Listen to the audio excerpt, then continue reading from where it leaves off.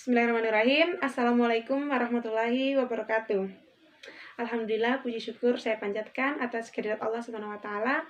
Karena berkat rahmatnya saya dapat menyelesaikan pembuatan video ini dalam rangka memenuhi tugas mata kuliah promosi kesehatan. Sebelumnya perkenalkan, nama saya Aswatun Hasanah dengan NIM J1A1200009.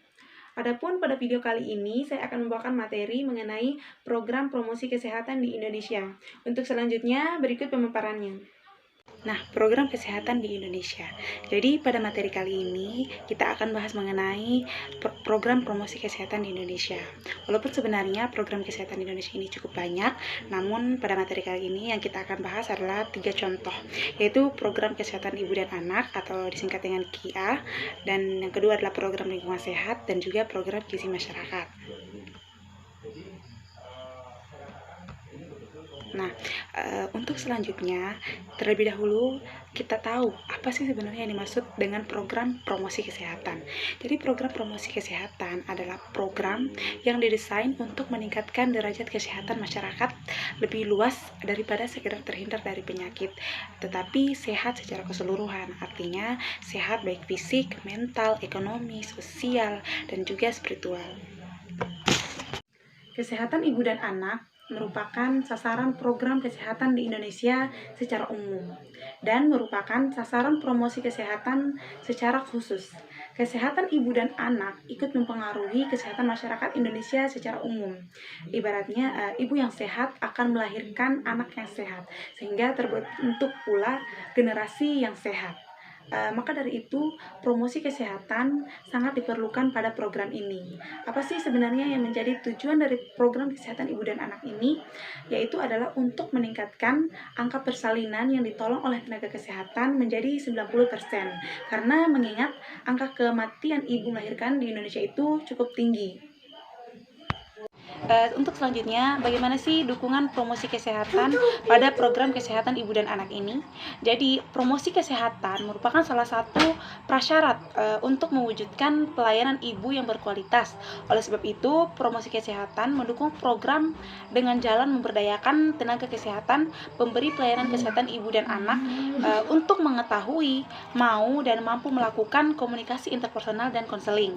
Yang kedua, promosi kesehatan juga mendukung upaya memberdayakan ibu, suami, keluarga, dan masyarakat menggunakan buku kesehatan ibu dan anak atau buku lainnya yang menjadi pedoman dalam menjaga kesehatan selama kehamilan.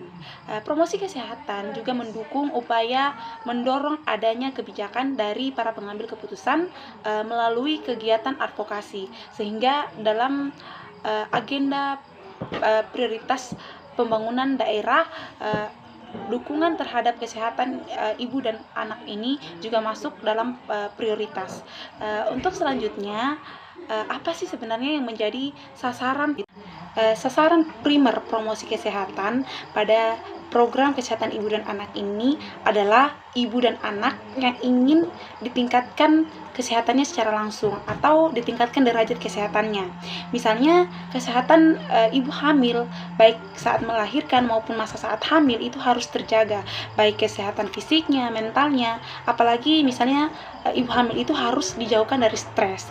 Kemudian kesehatan anak juga harus diimbangi dengan imunisasi, kemudian pemberian gizi yang seimbang itu harus diperhatikan.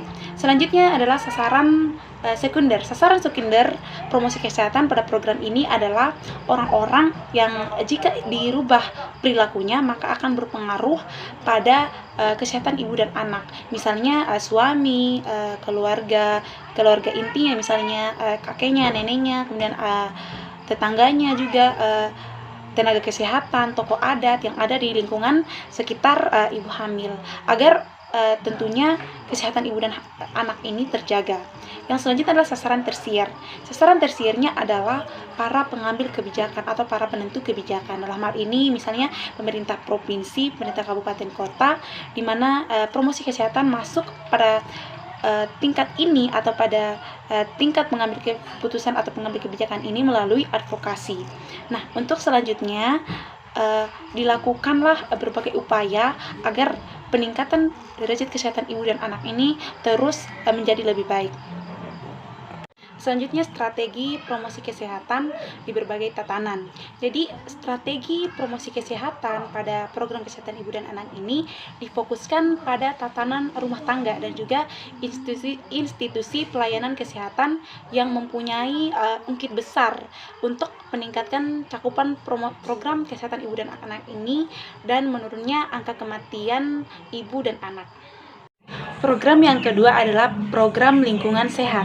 Tujuan dari program ini adalah untuk meningkatkan presentase rumah tangga yang menggunakan air bersih, jamban, menempati rumah tidak padat penghuni, berventilasi, dan berlantai kedap air menjadi 80%. Apa sih dukungan promosi kesehatan pada program kesehatan lingkungan?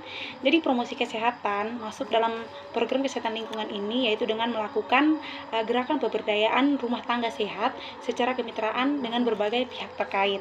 Nah, selanjutnya menggalang juga kemitraan dengan lintas sektor dan kelompok potensial, misalnya organisasi masyarakat, LSM, media massa, ataupun swasta dalam melaksanakan pembangunan yang mendukung terwujudnya rumah tangga sehat. Promosi kesehatan juga melakukan advokasi kepada para pengambil keputusan di provinsi, kabupaten, kota agar memberikan dukungan terhadap upaya meningkatkan mutu lingkungan hidup dan rumah tangga sehat. Yang selanjutnya juga promosi kesehatan mengembangkan media promosi lingkungan rumah tangga sehat. Selanjutnya adalah strategi promosi kesehatan di berbagai tatanan. Integrasi promosi kesehatan dengan program lingkungan sehat difokuskan pada rumah tangga dan institusi pendidikan yang mempunyai daya ungkit terhadap meningkatnya presentase lingkungan rumah tangga yang sehat. Program kesehatan yang ketiga adalah program gizi masyarakat. Nah, tujuan dari program gizi masyarakat ini adalah untuk meningkatkan presentase bayi yang mendapatkan ASI eksklusif menjadi 80%. Jadi, promosi kesehatan juga masuk pada program ini. Selanjutnya adalah dukungan promosi kesehatan pada program gizi masyarakat. Jadi, promosi kesehatan bisa masuk pada program gizi masyarakat, yaitu dengan melakukan berbagai upaya, yang diantaranya satu, merancang kegiatan advokasi kepada para pengambil keputusan atau para pengambil kebijakan. Dalam hal ini pemerintah, artinya pemerintah provinsi, pemerintah kabupaten atau pemerintah kota, lintas sektor terkait dengan program peningkatan ASI eksklusif. Yang kedua adalah mengembangkan media advokasi. Yang ketiga, menggalang kemitraan dengan kelompok potensial, misalnya kelompok LSM, dunia usaha, media massa, dan swasta. Yang keempat adalah menyusun strategi promosi peningkatan ASI eksklusif. Yang kelima, mengembangkan prototipe media promosi kesehatan ASI eksklusif. Selanjutnya, bagaimana strategi promosi kesehatan dalam program ini? Jadi, promosi kesehatan pada program ini diintegrasikan atau difokuskan pada tatanan rumah tangga dan tempat-tempat umum yang mempunyai daya ungkit yang besar untuk meningkatkan cakupan peningkatan pemberian ASI eksklusif ini atau ASI. Jadi, sasaran primer pada program ini adalah ibu hamil dan ibu menyusui, sedangkan sasaran sekundernya yaitu lingkungan atau orang-orang yang jika dirubah itu akan berpengaruh juga pada kesehatan ibu hamil dan ibu menyusui, misalnya tokoh agama, lingkungan keluarganya, suami, sepupu atau nenek kakek, dan juga petugas kesehatan yang ada di lingkungannya. Dan sasaran tersiernya dalam promosi kesehatan pada program ini adalah para pengambil kebijakan atau para pengambil keputusan. Dari materi tadi dapat kita simpulkan bahwa promosi kesehatan ini merupakan hal yang sangat penting dan menjadi pilar utama pembangunan kesehatan, bahkan menjadi faktor penentu pembangunan berkelanjutan. Terdapat petugas promosi kesehatan yang ditempatkan di setiap puskesmas sebagai lembaga pelayanan kesehatan yang berinteraksi secara langsung ke tingkat masyarakat.